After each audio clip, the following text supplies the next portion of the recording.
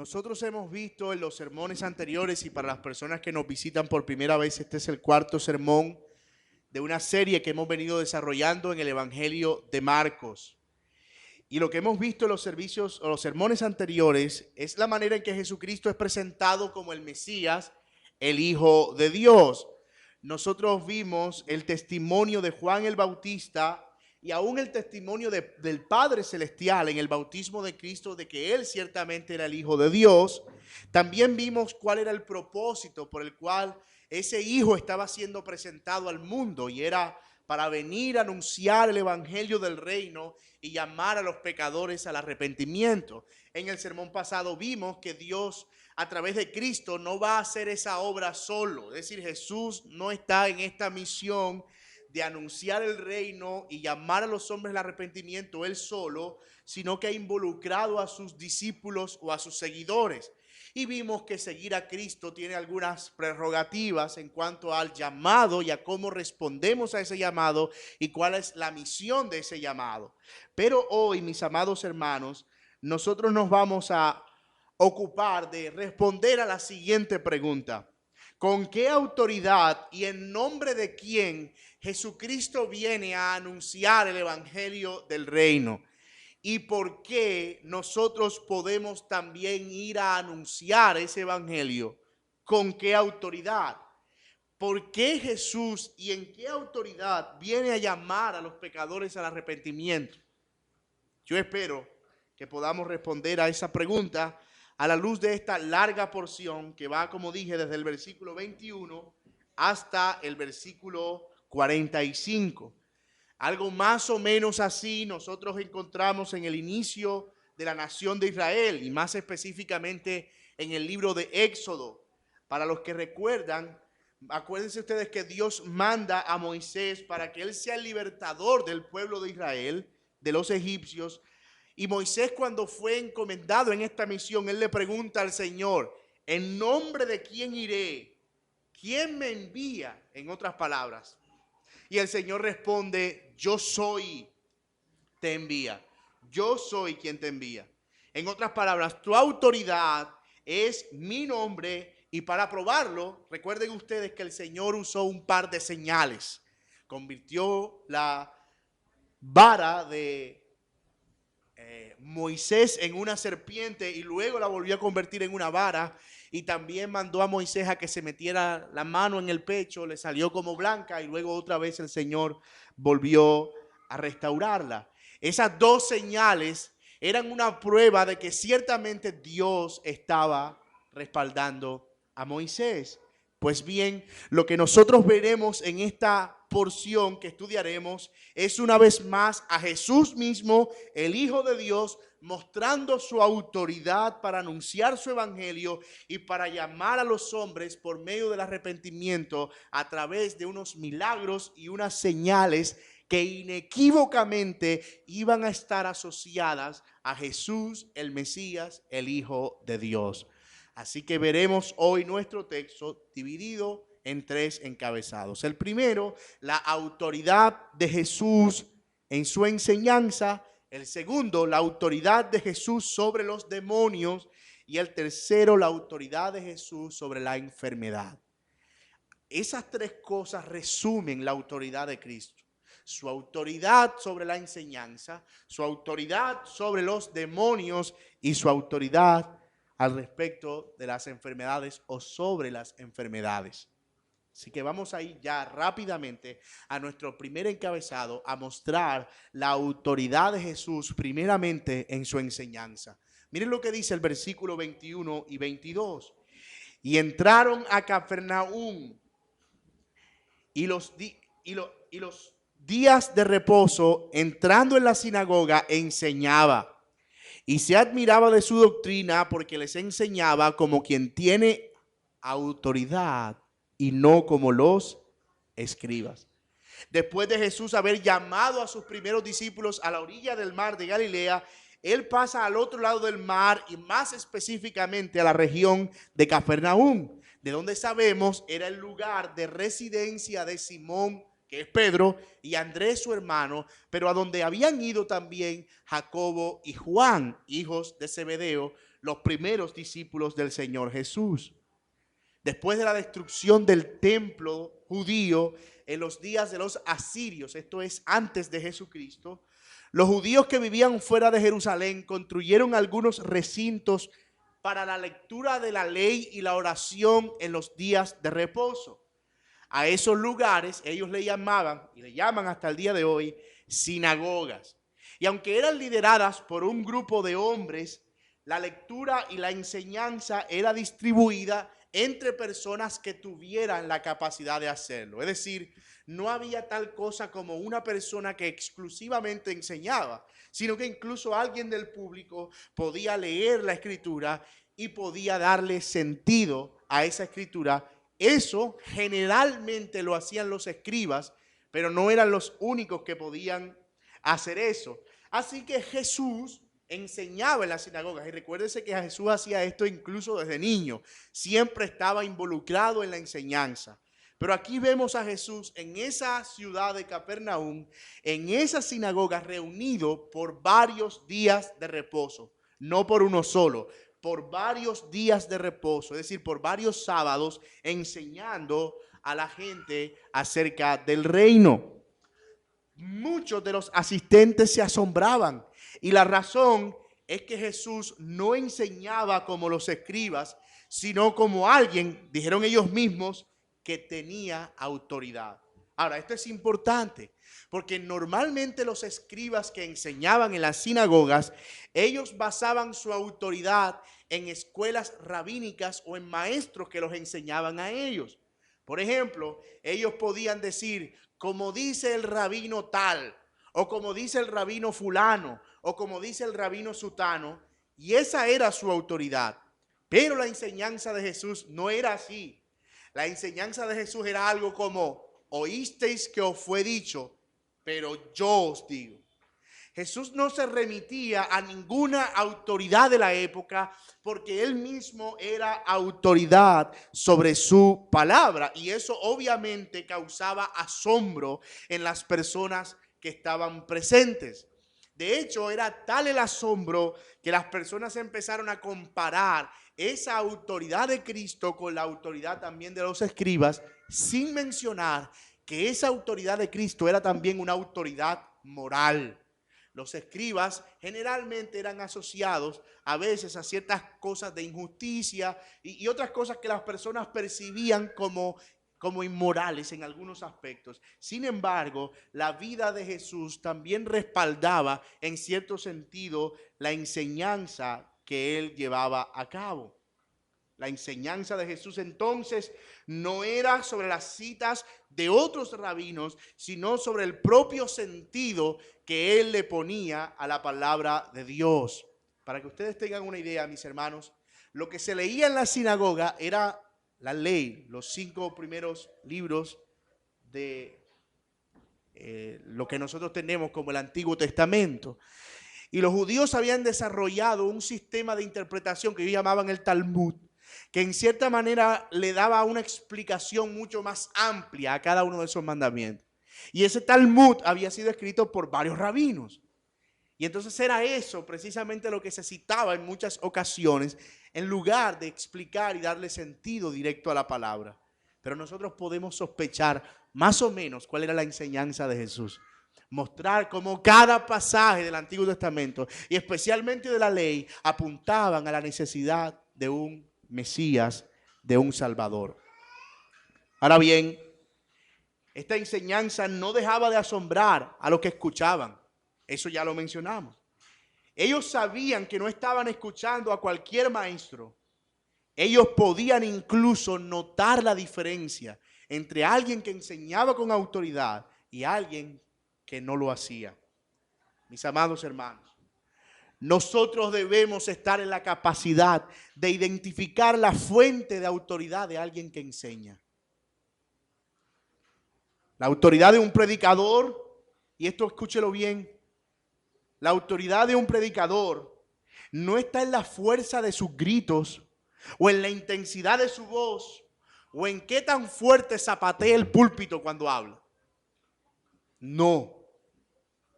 Su autoridad recae en la fidelidad al mensaje de la Biblia y cómo apunta ese mensaje a la persona de Cristo, tal como la Biblia lo hace. Él es la fuente de autoridad, Jesús, de donde fluye todo, y eso es lo que debe ser exaltado en la predicación y cada vez que se expone la palabra de Dios. Y yo me temo que gran parte del problema de esta generación es precisamente esa incapacidad para reconocer cuando un mensaje viene de Dios y es fiel a la Biblia y exalta a Cristo y cuando no. El gran problema de la iglesia en estos días es la incapacidad que tiene para diferenciar entre esas dos cosas. En resumen, el problema es que dicen amén a cualquier cosa que diga cualquiera parado en un púlpito. Y eso es un problema. Porque ni mi autoridad, ni la de cualquiera que se pare en un púlpito está dada por el púlpito. No. Mi autoridad y la de cualquiera que predica la palabra de Dios está dada por la fidelidad al mensaje de Dios. Así que el hecho de yo pararme aquí no me hace de por sí infalible.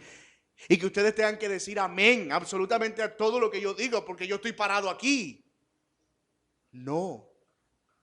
Es por eso que los sermones los escuchamos con la Biblia abierta. Y queremos ir corroborando que ciertamente estamos escuchando la palabra de Dios. Pero bueno, eso no es todo.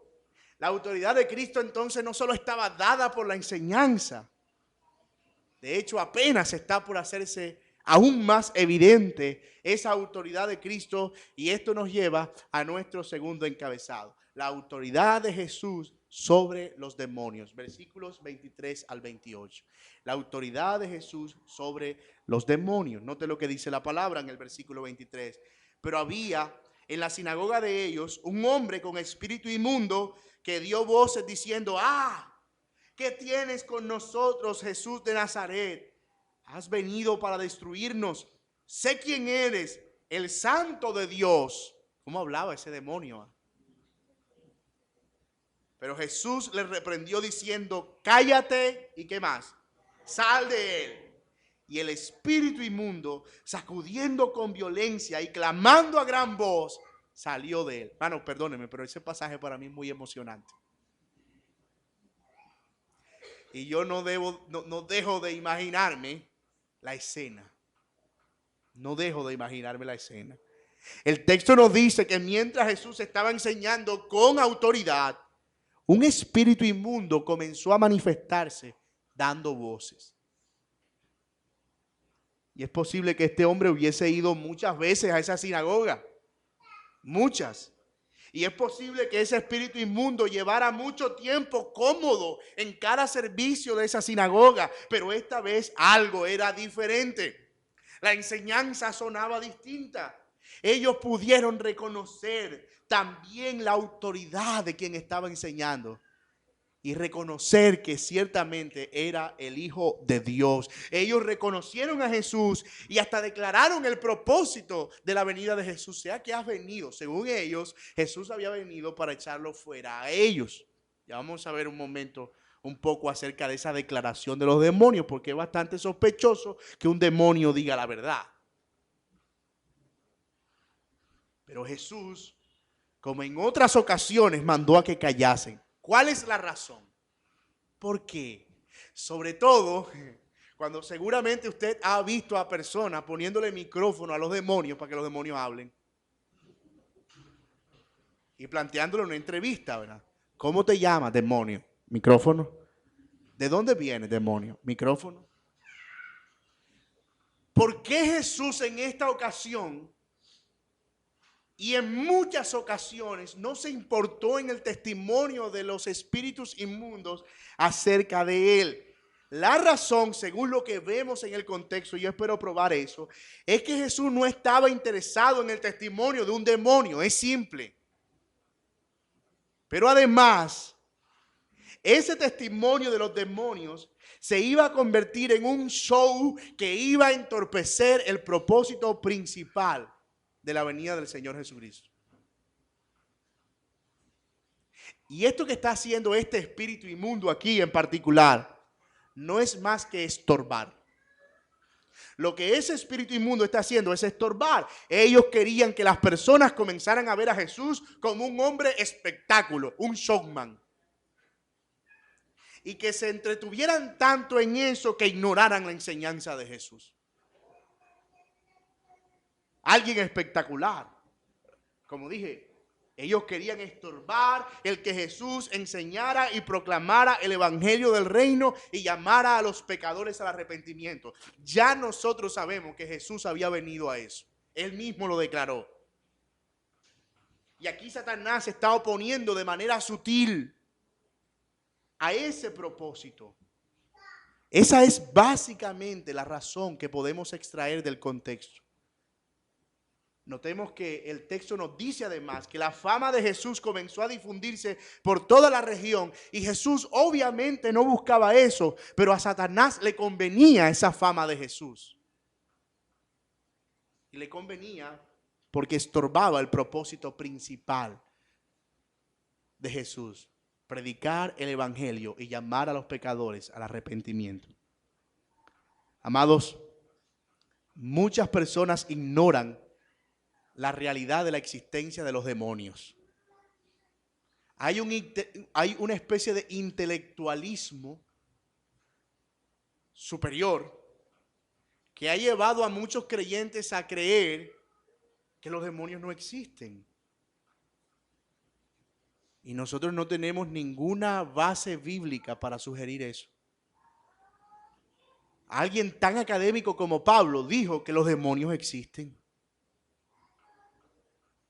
Son entidades espirituales al servicio de Satanás, cuyo propósito es estorbar la obra del reino. Y lo hacen de muchas maneras. Así que nosotros estamos claros en que la Biblia dice que los demonios existen. Nosotros no podemos verlos porque son entidades espirituales, como dije, pero sabemos que están ahí. Otra cosa que sabemos de los demonios es que pueden poseer a una persona.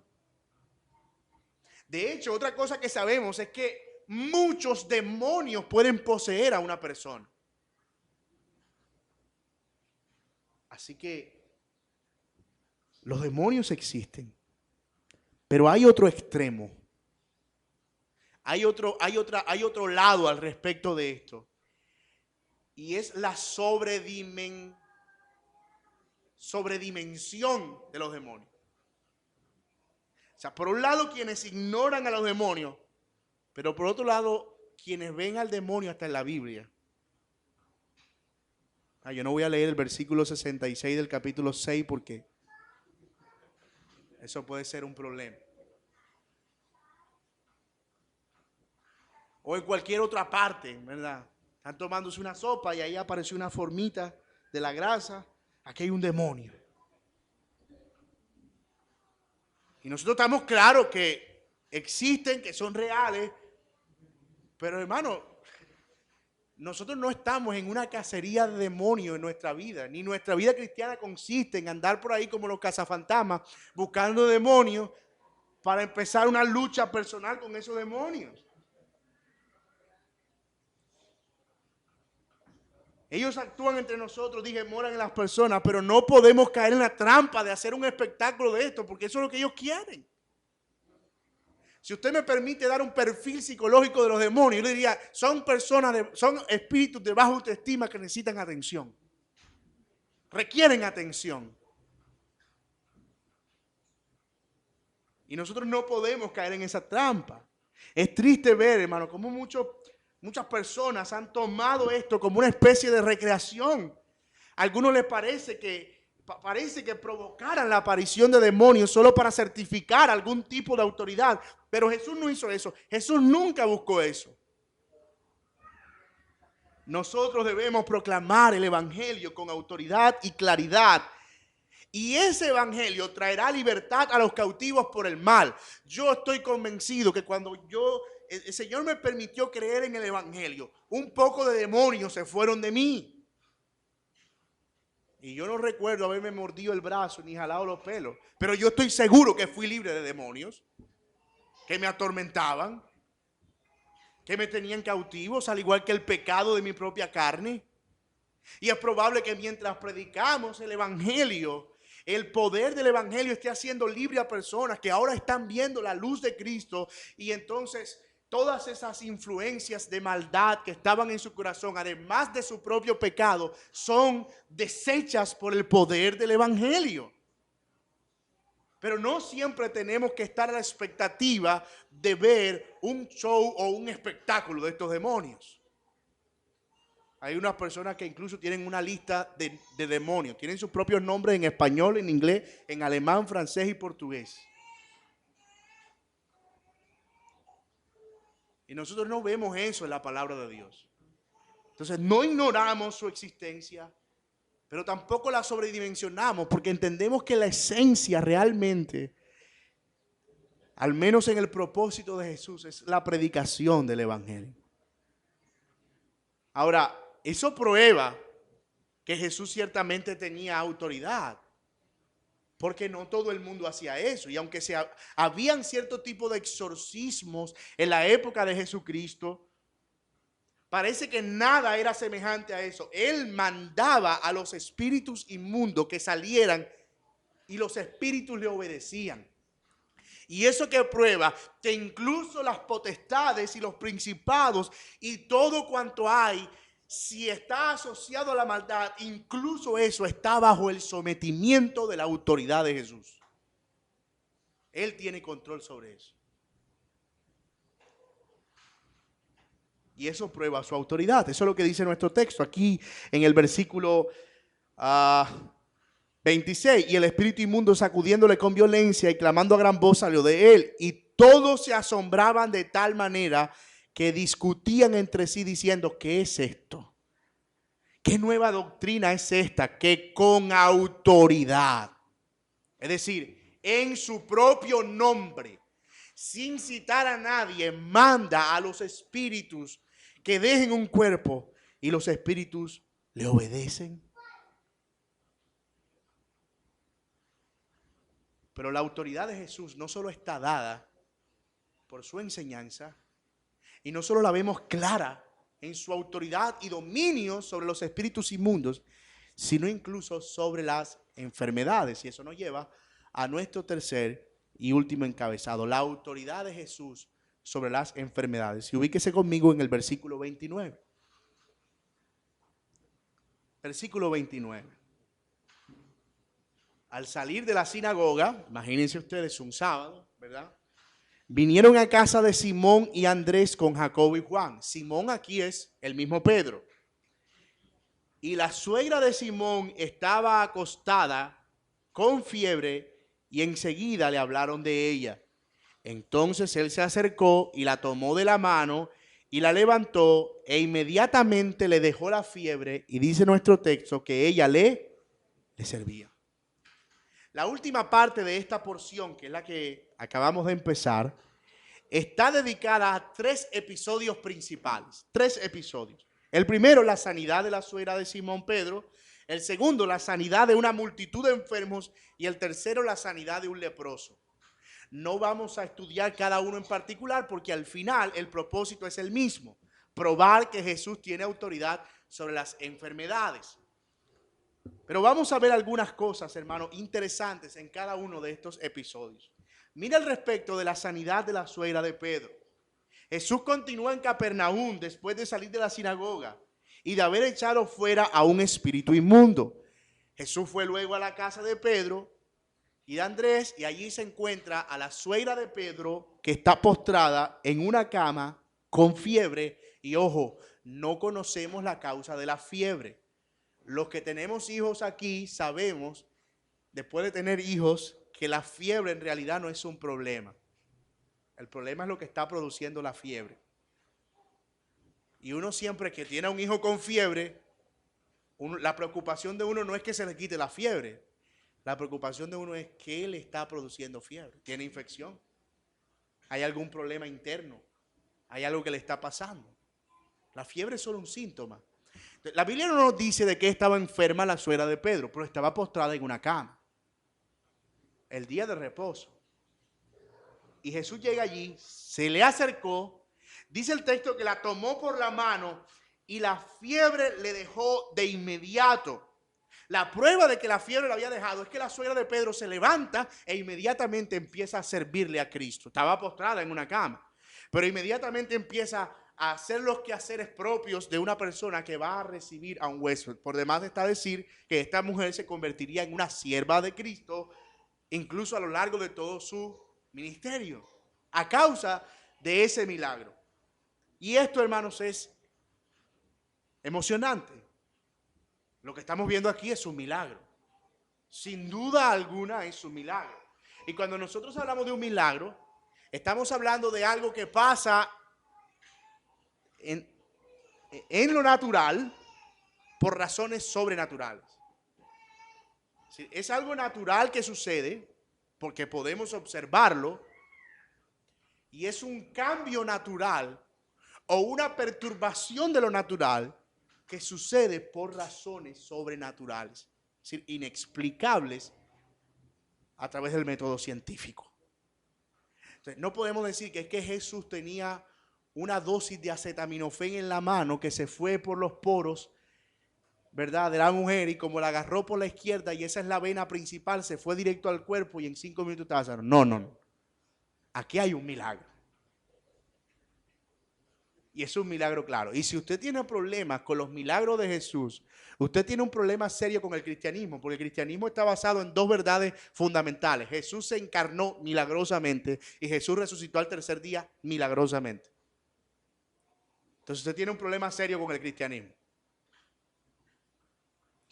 Así que aquí hay un milagro y yo no voy a intentar probar más eso. Ahora, el hombre que había enseñado con autoridad, que había echado fuera un espíritu inmundo, ahora está sanando milagrosamente a una mujer. Si yo soy Simón y Andrés, a mí esa emoción no me la cambia nadie. Tremendo amigo me acabo de ganar. ¿Ah? Imagínate, ellos están recién desempacados como apóstoles, todavía no han recibido la primera enseñanza, además particular, según Marcos, más de las que han recibido en las sinagogas, pero están viendo a su amigo, a su maestro, obrar a su favor. Ellos estaban diciendo, qué buen negocio hicimos, sin duda, qué buen negocio. Pero ahí no termina todo. La Biblia nos dice que cuando la gente empezó a enterarse de la sanidad de la suegra de Pedro, la noticia se regó por toda Capernaum. Eso fue una cosa que se regó inmediatamente. Y pasa algo un poco chistoso. La gente tenía en sus casas a personas enfermas, postradas, y a otros poseídos por espíritus endemoniados. Pero no los llevaron a Cristo porque todavía no se había acabado el día de reposo.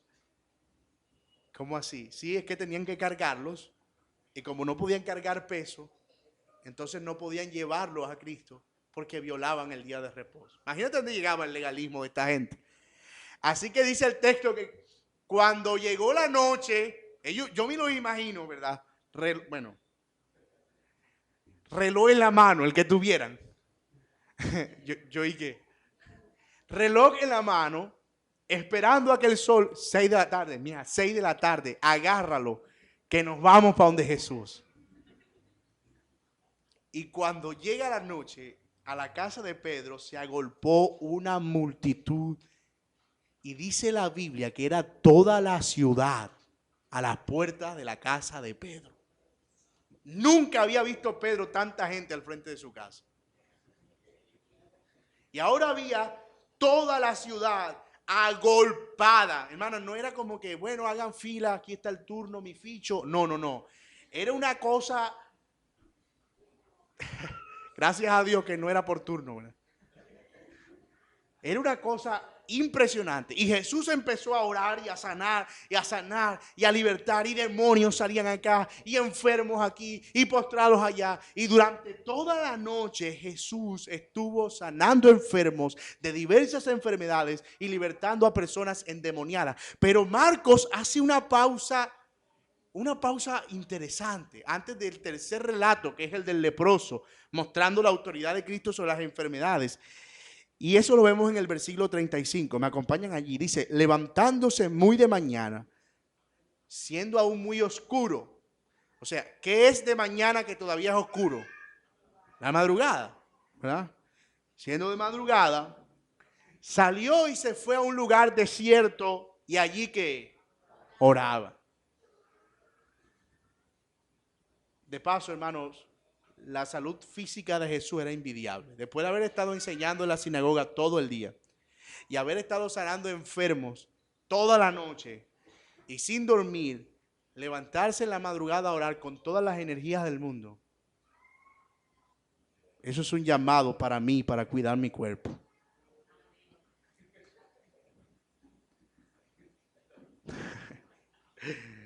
Dice nuestro texto que Simón lo buscó. Se levantó Simón y se fue a buscar a Jesús, versículo 36, y los que con él estaban. Y hallándole le dijeron, yo quiero transmitirle la cara de Pedro diciéndole esto a Jesús. Jesús, todos te buscan. En otras palabras, Señor, eres famoso. Todos te buscan, todos quieren contigo, Señor. Todos te están buscando. Vamos, atiende a estas personas. Señor, eres popular. ¿Y qué le dijo el Señor Jesús? Vamos a los lugares. ¿Puedes poner ese versículo? Ya está ahí. Vamos a los lugares vecinos. ¿Para qué, hermanos? Para que predique también allí, porque a eso he venido. Jesús está dejando claro que por muy compasiva que sea la labor de sanar enfermos y libertar endemoniados, y por mucha necesidad que hubiera, su prioridad era la predicación del evangelio. ¿Por qué? Porque incluso la suegra de Pedro algún día se enfermó y se murió. Y cualquiera de los enfermos que él sanó volvieron a enfermar. Yo se lo aseguro. Y se lo aseguro porque no están vivos. Y de algo se murieron. Así que se enfermaron y murieron. La prioridad de Jesús estaba en la predicación del evangelio. ¿Por qué? Porque eso representaba la salvación eterna de las almas,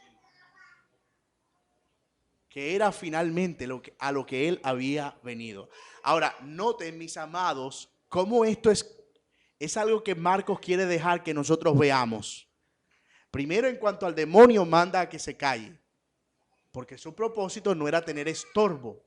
Y luego, en cuanto a este relato, vemos que Jesús se aparta precisamente para evitar la multitud, porque tiene otra prioridad. Ya lo declara de manera más explícita. Yo tengo otra prioridad, y esa prioridad es ir a Galilea para que también predique el evangelio allá.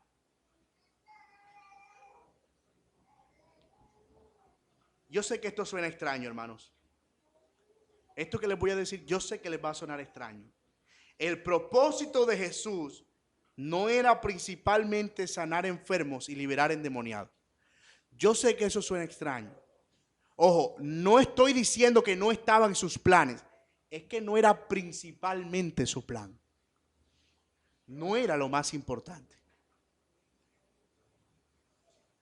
Déjeme explicarle. Aunque estas señales, sanar enfermos y libertar endemoniados, garantizaban la autoridad de Jesús, su prioridad había sido declarada ya.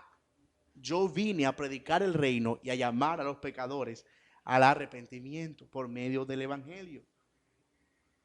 Así que lo que Pedro está sugiriendo es que Jesús debía aprovechar su fama y seguir sanando, pero él le dice, yo vine a predicar el reino. Mis amados hermanos, si esta era la prioridad de Jesús, ¿ustedes creen que debe ser la prioridad nuestra también? Si esta era la prioridad de Jesús, déjenme decirle, nosotros como discípulos suyos también tenemos esto como principal prioridad. Esto no tiene otra forma de verse. Nosotros no debemos procurar otra cosa por encima de la predicación del reino. Nada está por encima de eso.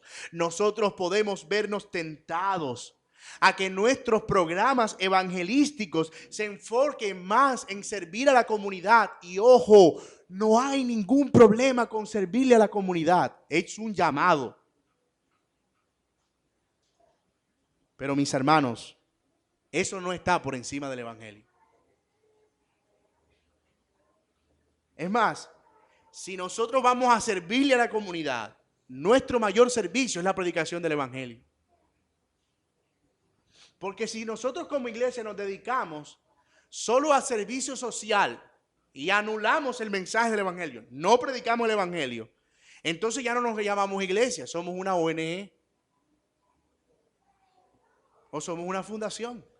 Pero no estamos cumpliendo el propósito de los discípulos de Cristo, que es anunciar el evangelio del reino. Así que permitir que la predicación del evangelio sea socavada es algo que no podemos permitir. Sin embargo, este tema de evitar la fama y el reconocimiento público parece que iba a ser algo difícil de lidiar por el Señor Jesucristo. Porque es que, ¿cómo haces tú para decirle a un hombre que estuvo enfermo todo el tiempo que no le diga a nadie? Iba a ser muy complejo, muy difícil. Y eso es lo que vemos en el siguiente relato, que es el relato del leproso, versículo 40. Vino a él un leproso rogándole, e hincada la rodilla le dijo: si quieres puedes limpiarme. Y Jesús, teniendo misericordia, cada vez que se usa este pasaje en la Biblia, fue movido a misericordia, o tener misericordia es asociado a Dios. Y Jesús, teniendo misericordia de él, extendió la mano y le tocó y le dijo: quiero, sé limpio. Así que él hubo hablado, y al instante la lepra se fue de aquel que había y quedó limpio. Entonces, miren el 43, le encargó rigurosamente. Voy a decir algo que el Señor Jesús no dijo, pero quiero ilustrarlo. Mira, ya he tenido problemas con un demonio y he tenido problemas con Pedro y la gente de Capernaum. Hay mucha gente detrás. Yo te voy a encargar expresamente y rigurosamente que no le digas a nadie nada.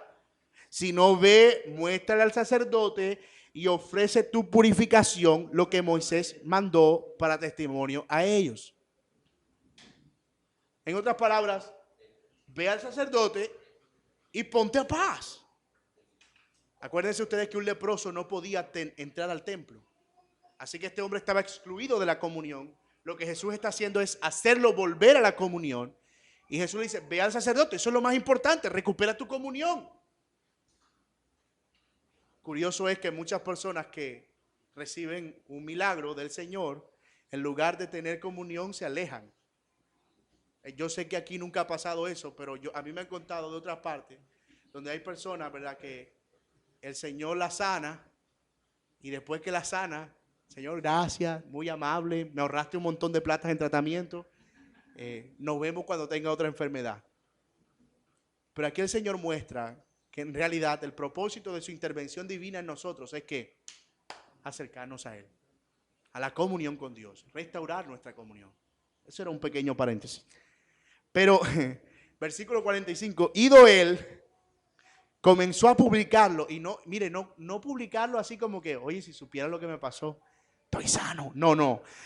Empezó a publicarlo mucho y a divulgar el hecho, de manera que ya Jesús, y aquí es donde está el problema.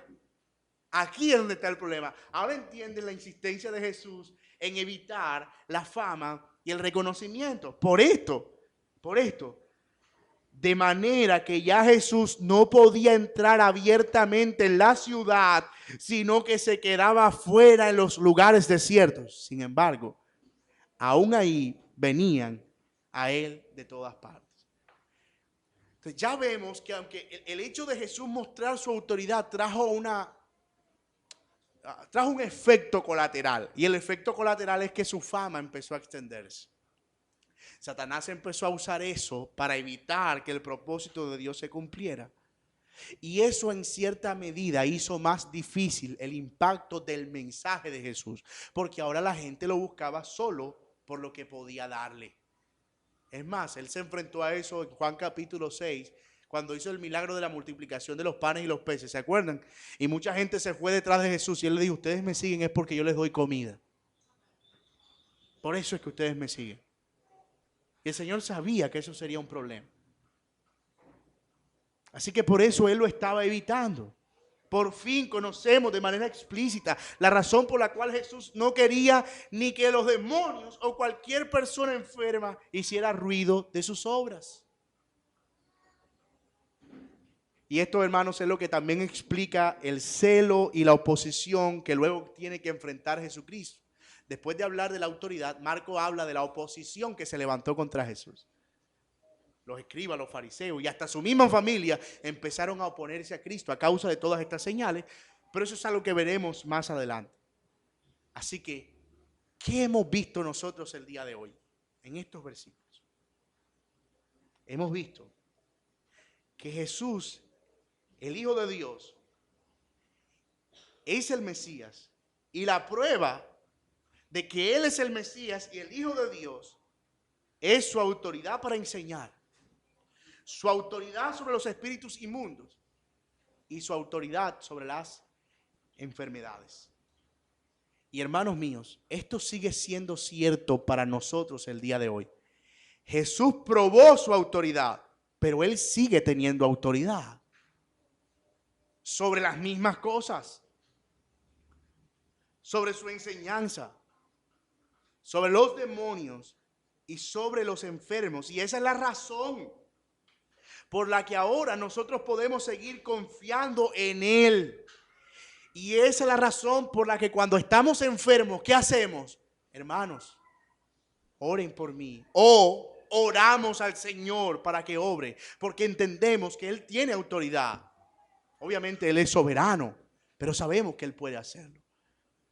Y si yo les pidiera ahora que levantaran sus manos, todos aquellos que un día oraron por un milagro del Señor y lo vieron en su vida, seguramente usted diría, el Señor ha obrado en mí de manera grande, pequeña, pero he visto que Él ha contestado nuestra oración. Y la razón por la que podemos seguir orando es porque Él sigue teniendo autoridad sobre los demonios, sobre las enfermedades.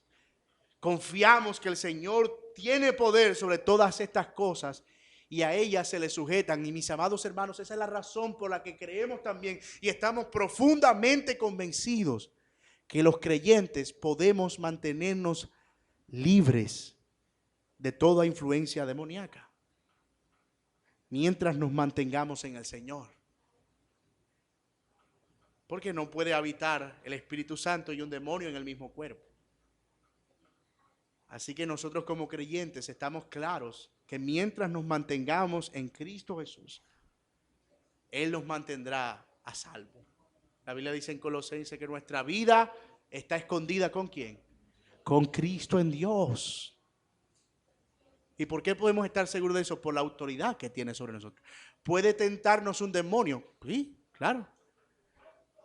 ¿Pueden los demonios externamente producir algún tipo de perturbación entre nosotros? Sí, pero lo que no pueden es poseernos a nosotros. La segunda cosa que hemos visto hasta hoy: Jesús nunca buscó hacer de sus obras un show o un espectáculo que atrajera la atención sobre las acciones más que sobre su mensaje. ¿Escuchó eso? Jesús nunca buscó hacer de sus obras un show que atrajera la atención sobre las acciones más que sobre el mensaje. Y nosotros debemos evitar eso también. Debemos evitar cualquier cosa que haga que el mensaje del reino sea estorbado. Porque no se trata de nosotros y nuestras acciones. Se trata de Jesús y su evangelio. Y eso no podemos perderlo de vista. No podemos perderlo de vista. Si alguien necesita atención, que se presente a un reality, ¿verdad? Pero no podemos usar el evangelio para eso. Y en tercer lugar, la prioridad de Jesús es la predicación del evangelio del reino. Y esa debe ser, por tanto, nuestra prioridad. Si Jesús en su vida no buscó otra cosa, nosotros no debemos como iglesia buscar otra cosa que no sea la predicación del evangelio del reino. Podemos ser tentados a modificar los métodos y reemplazar el mensaje del evangelio por algo que sea más potable y aceptable para la gente, pero todo esto será infructuoso porque lo único que tiene poder para transformar la vida de una persona es el mensaje de autoridad de Jesús. La misión de Jesús es a la manera de Jesús y no a nuestra manera. Y amigo que estás aquí sin Cristo, tú has visto cómo nuestro Salvador tiene autoridad en su palabra y tiene autoridad sobre los demonios y tiene autoridad sobre toda enfermedad. Y es posible que alguna de estas cosas sean una necesidad en tu vida. Tal vez un milagro para ser sanado o tal vez la necesidad de ser libre de cualquier tipo de perturbación. Pero eso solo es el instrumento usado por Dios para que hoy escuches lo más importante, que es que Él murió por tus pecados y resucitó al tercer día para que tú fueras libre de la condenación y disfrutaras eternamente de paz con Él. Así que hoy es el día para que tú vengas a Cristo y no ningún otro día más. Hoy es el día para que tú te arrepientas y confieses tu pecado delante del Señor. Y yo te prometo por la palabra de Dios que Él te va a hacer libre del pecado, libre de cualquier espíritu inmundo que te perturbe. Y también Él promete en su palabra hacernos libres hasta la eternidad. Así que hoy debes obedecer a este llamado del Señor para que vengas a Él en arrepentimiento y fe. Oremos juntos en esta mañana.